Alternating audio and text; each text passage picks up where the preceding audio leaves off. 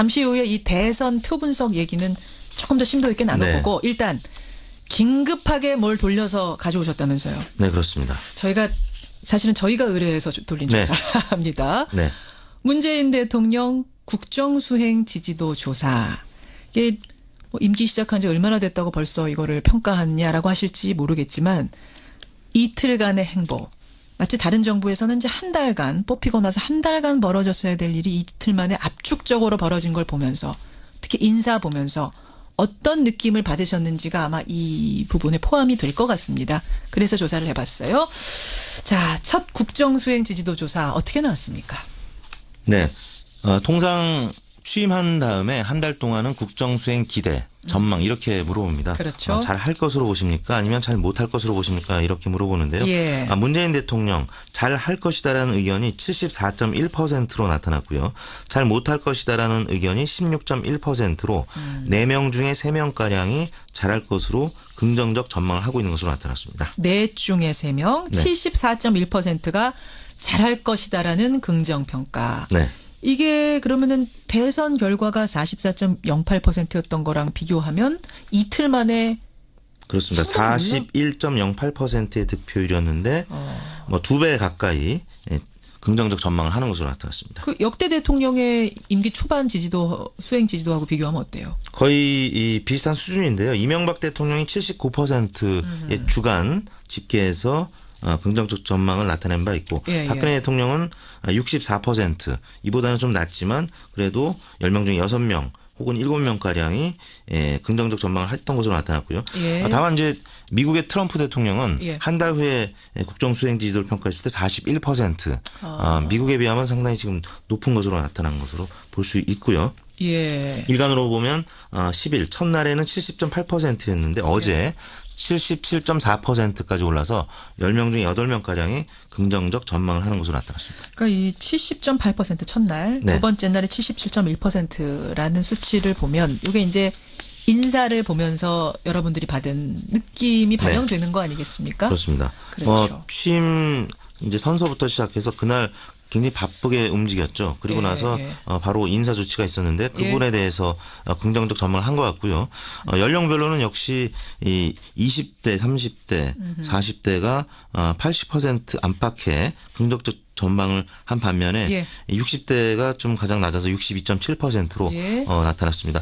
그리고 지난 대선에 그러니까 9일날 대선에 누구를 찍었는지에 따라서 또 다른 지표를 보였는데요. 문재인 후보를 찍은 지지층에서는 93.3%가 긍정적 전망을 했고요. 이거는 뭐 당연한 걸 것 같고. 심상정 후보 83.4%. 그다음에 유승민 후보를 찍었던 지지층에서 67.8%. 안철수 지지층 58.7%.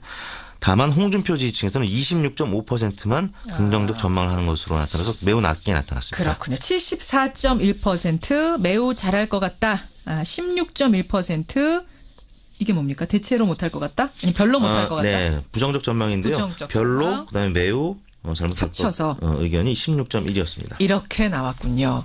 아니 뭐 이틀 지났는데 벌써 하냐 이러실 수도 있겠지만 이것은 이틀간을 보면서 앞으로의 기대치가 반영된 거다. 이렇게 해석을 하시면 될 것 같습니다. 이번 조사는 5월 11일 양일간 전국 13,155명의 유권자 중에서 1,007명 최종 응답을 받았고요. 응답률은 7.7%, 표지 오차는 95% 신뢰 기준에서 플러스 마이너스 3.1%포인트였고요. 조사 방법은 전화 면접과 유무선 자동응답 방식 혼용이었습니다. 그래요.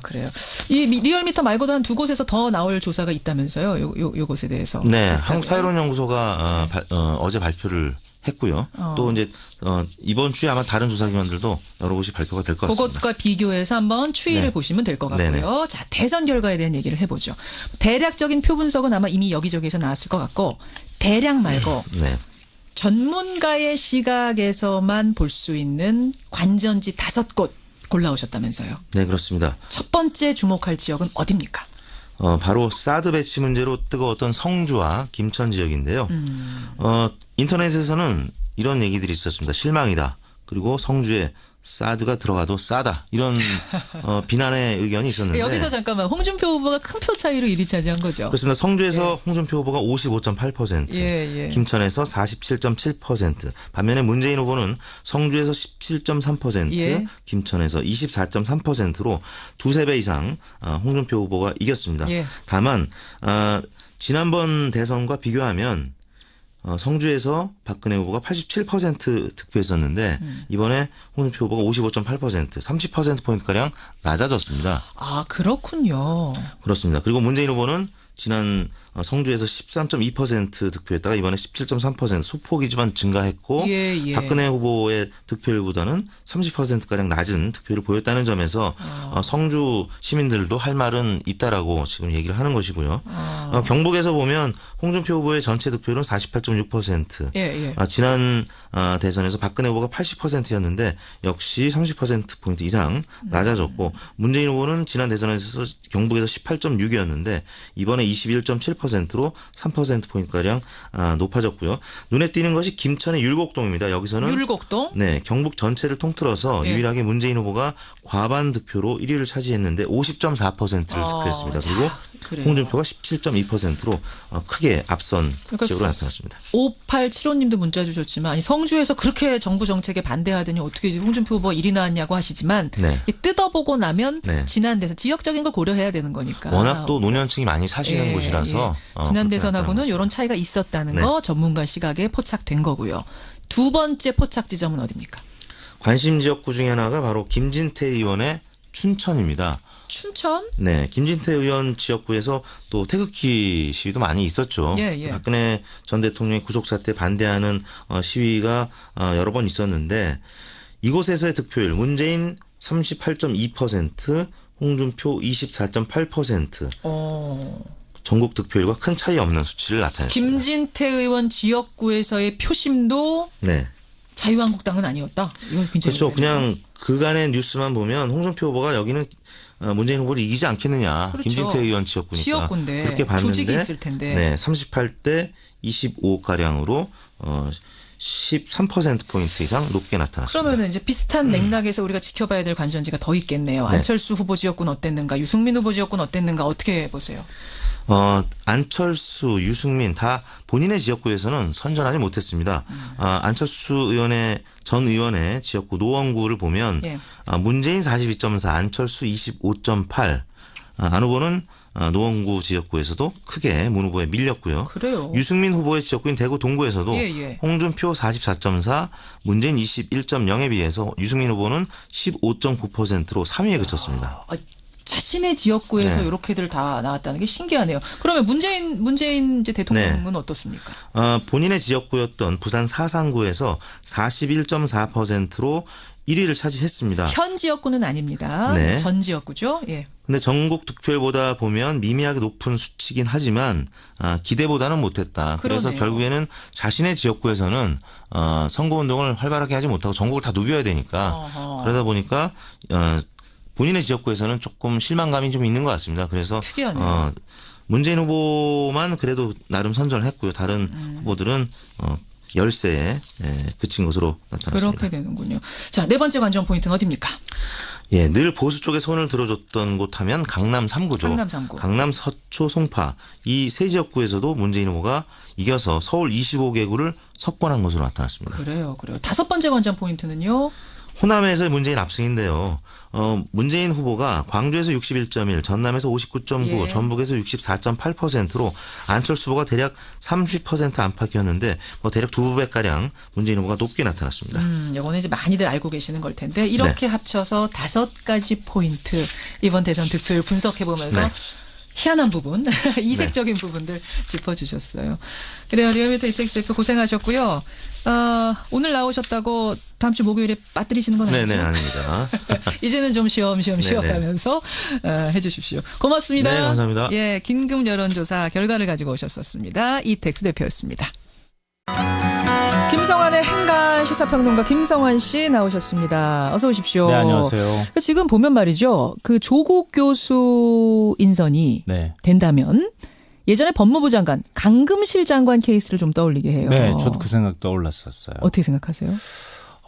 그 강금신 장관은 결국 검찰 개혁하는데 실패했잖아요. 굉장히 이제 반발이 컸죠. 내부 조직에. 네.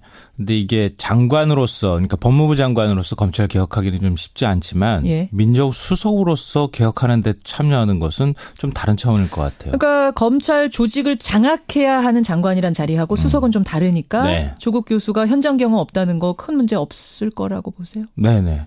저는 일단 기대를 해보고 있습니다. 그래요. 요 이야기는 제 2부에서 이상돈 의원 만나거든요. 이 부분도 법학자신데 이분한테도 한번 질문해보죠. 행간에서 뭐 갖고 오셨습니까? 어제 문재인 대통령의 임기 첫날이었습니다. 예. 이 취임식 그리고 첫 총리 비서실장 인선 기자회견 아마 보신 분들 많으실 것 같은데요. 예, 예. 파격, 소통, 부드러움, 자연스러움을 강조하는 새로운 리더십을 보여줬습니다. 무슨 셀카도 찍고 막 화제가 굉장히 됐죠. 낯설고 저도 그 당시에 방송을 생방으로 보고 예. 있었는데요. 옆에 저랑 같이 방송 나오시던 분들이 다 전부 입을 벌리고 너무 놀라하시더라고요. 그러게요. 아마 이전 정부하고 비교해서 네. 정말 많이 달라졌다 이렇게 느끼시는 분들 많을 것 같은데요. 이 문재인 대통령의 자연주의 스타일, 이 뉴스의 자연주의. 행간을 좀 살펴볼까 내추럴 합니다. 스타일. 예. 어제는 정말 세상에서 제일 바쁜 사람이었을 것 같아요. 문재인 대통령. 얼마나 바빴는지요. 바쁜 것도 바쁜 거지만 예. 기자들한테 사전에 어디를 어떻게 가는지를 알려주질 않아서 기자들 마이크가 쫓아가질 못했어요. 그래요? 예. 야당 대표하고 만날 때 어허. 마이크를 제대로 방송사 카메라에 들어가는 마이크를 설치를 해줘야 되잖아요. 예, 예. 그게 못 들어가가지고 그냥 스피커로 소리가 다 나갔어요. 워낙 방송에. 스피디하게 움직이니까 예. 그걸 동선을 따라가지 못할 따라가질 정도. 못했어요. 그러니까 정확히 8시 9분 중앙선관위 당선 확정 의결과 동시에 이제 임기를 시작했잖아요. 그렇죠. 그러자마자 이순진 합창의장과 통화를 하고 군 예. 통수권 개시 보고를 받았고요. 예. 오전 10시 헌충원을 방문을 했고 오전 11시에는 5개 정당 지도부를 만났고요. 정오에는 취임 선사했고 오후 2시 40분 청와대 춘추관에 직접 나와서 국무총리, 국정원장 등 새 정부 출범 첫 인선을 발표했죠. 여기까지도 숨차요. 네, 오후 3시 30분 1호 업무 지시로 일자리위원회 설치를 했고요. 예. 늦은 밤에는 홍은동 자택으로 돌아갔거든요. 청와대 관저에서 안 자고. 그건 왜 그래요? 아직 관저에 준비가 안 됐다 그럽니다. 준비가 안 돼서. 예, 한 며칠 정도는 그럴 거라고 하는데요. 이것도 이례적이네요. 밤 10시 30분 트럼프 대통령과 집에서 통화를 또 했습니다. 이런 정신없는 일정을 소화했는데요. 그러면서도 일관되게 탈권위적인 파격적인 문재인 대통령만의 소통 스타일을 보여줬습니다. 문재인 대통령 스타일이다. 지금 스타일이다라는 표현 하셨는데 자 그럼 어떤 게 달랐는지 한 3가지 짚어볼까요? 네. 첫 번째 스타일은 깜깜이 봉투 인사가 아니었다입니다. 뭔지 알겠네요. 네. 5년 전 아마 딱 떠오르네요. 기억하실 거예요. 예. 그 이름도 유명한 윤창중 인수위 대변인이 인수위원장 발표할 때 어떻게 했는지 다 기억하실 겁니다. 나도 누가 인수위원장에 임명됐는지 몰라요. 이 봉투 안에 있습니다. 나도 몰라요. 예. 가지고 왔는데. 그러고 난 다음에 쇼하듯이 봉투를 쫙 뜯어가지고 기자들이 보는 앞에서 봉투 안에서 인선안을 딱 보여줬습니다. 그렇죠. 그래서 나온 말이 깜깜이 인사, 봉투 인사였습니다. 예. 이듬해 2013년 1월 김용준 총리 지명할 때는 또 어땠습니까? 이때도 아무도 몰랐습니다. 아무도 몰랐어요. 조윤선 대변인도 인사를 30분 전에 알았다 이렇게 얘기했을 정도인데요. 이때부터 하마평에 오르면 죽는다 이런 말이 그렇죠. 나오기 시작했는데 언론에 사실은 하마평에 오르면서 자연스럽게 여론 검증도 되고 그렇죠. 하는 건데 오히려 언론의 하마평에 오르면 그 사람은 안 되는 거예요. 한마디 속된 말로 제껴 이렇게 네, 있는 예. 상황이었어요. 그러니까 의외의 인물들이 줄줄이 장관에 임명됐는데요. 그래서 나온 말이 수첩 인사다. 그렇죠. 인사가 만사인데도 검증도 안 되고 국민한테 어떤 배경에서 지명을 했는지 설명도 못하고 예. 그러니 불통 인사란 말이 나올 수밖에 없는데요. 그런데 어제 문재인 대통령 모습은 어땠습니까? 사전에 인사안이 다 돌아다녔어요. 저도 카톡으로 엄청나게 긴 인사안들 모두 정부 인사안들 다 받았어요. 일명 지라시. 근데 굉장히 많이 맞아요. 그래요? 근데 사전에 에드벌론 띄운 거예요. 일부러 인사안 흘린 거예요. 정말요? 예, 여론의 반응을 떠보는 겁니다. 이거 이전 정부에서는 다 했던 거예요, 사실은. 아하. 게다가 인사안 발표를 누가 했습니까? 문재인 대통령이 직접 직접 나와서 했어요. 이거 정말 보기 드문 장면 중에 하나였습니다. 예. 그리고 첫 총리로 낙점된 이낙연 전남도지사가 직접 기자회견에 응해서 질의응답도 했어요. 총리뿐만 아니라 다 했잖아요. 네. 국정원장, 실장, 비서실장. 근데 생각해 보면요, 이게 뭐 그렇게 대단한 것도 아니에요. 이미 선진국에서는 다 하는 겁니다. 그렇죠. 이런 장면을 보기 위해서 국민들이 도대체 몇 년을 기다려야 했는가 이런 생각이 여기서 듭니다. 하나 짚어볼게요. 그럼 총리하고 기자들이 질문했잖아요. 네. 짜고 한 거예요? 아니요. 그냥 프리토킹이었어요? 예. 참. 문재인 다른. 대통령이 이렇게 얘기하는 거 보면 알잖아요. 네. 일단 제가 지금 다르긴 다르다란 말 했습니다만 네. 이게 이제 쭉 가는 게 중요해요. 지금은 허니문 기간입니다. 예, 좋습니다. 두 번째 인가는요. 두 번째 인가는 경호원들이 비지땀을 꽤나 흘릴 것이다입니다. 무슨 말씀이세요? 어제 취임 선서식 장면 보셨죠? 여야 정치인 당직자들조차 정말 대통령이 국회 온 게 맞아? 이렇게 얘기할 정도였어요. 예. 이전 박근혜 대통령이 국회 갔을 때 어땠습니까, 모습이? 쫙 도열하고 기다리잖아요. 그렇죠. 그런 모습 하나도 못 봤습니다. 지지자들이 그 국회 밖으로 문 대통령이 나오니까 와 대통령이다 그러면서 막 몰려가요. 예, 그리고 예. 막 셀카도 찍어요. 그러니까요. 이런 말도 안 되는 장면이 막 연출이 됐는데요. 그래서 오히려 경호팀에서는 아슬아슬하다는 반응들을 많이 내놓을 것 같습니다. 지금 말도 안 되는 얘기라는 말씀은 그만큼 파격적이었다. 네. 기존에 비춰보면 그 말씀이신 거죠. 예, 대통령 몸을 건드리는 건 사실 경호 차원에서 말도 안 되는 일이거든요. 그런데도 막 가가지고 스킨십을 막 해요. 이런 일들이 벌어지니까 당연히 경호팀 입장에서는 네. 비지땀을 삐질삐질 흘릴 수밖에 그러니까 없는 어제 거죠. 그런 모습 보면서 노무현 대통령 때가 떠올랐다는 분들이 꽤 네, 계세요. 맞아요. 비슷했어요. 그렇죠. 예. 네, 국민 속으로 파고드는 모습이었다. 어쨌든 경호팀은 힘들겠다. 네.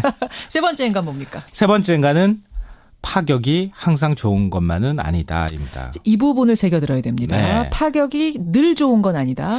뭐 어제 인사들 보면은 다 비문계 아니야? 이렇게 생각하시는 분들 많을 것 같아요. 이낙연 지사도 비문계잖아요. 그렇죠. 손학규계로 분류가 됐었던 분입니다. 네, 임종석 비서실장도 박원순계라고 불릴 정도로 약간 좀 비문 입장에 취해 있었고요. 예, 예. 만 51세잖아요. 예. 너무 젊다 이런 이제 파격적인 얘기 나옵니다. 그렇죠. 조현옥 이화여대 초빙 교수는 여성 최초로 인사수석에 임명이 됐고요. 검사 출신도 아니고 사시 합격 변호사도 아닌 서울대 조국 교수를 민정수석에 임명했죠. 그렇죠. 다 파격입니다. 예. 파격 좋습니다. 국민들이 기대하고 있습니다. 그렇지만 파격을 쫓다 보면 안정감이 흔들릴 수도 있다. 그렇죠. 문재인식 개혁 변화 좋지만 그렇지만 지금 반짝하기보단 끈기 있게 집요하게 치밀하게 하는 게 더 중요하다. 이런 파격보다는 끈질기게 해서 성공하는 대통령의 모습 보여줬으면 좋겠습니다. 파격과 안정 두 가지 밸런스를 잘 네, 맞춰달라는 맞습니다. 당부까지 행간. 고맙습니다. 네, 고맙습니다.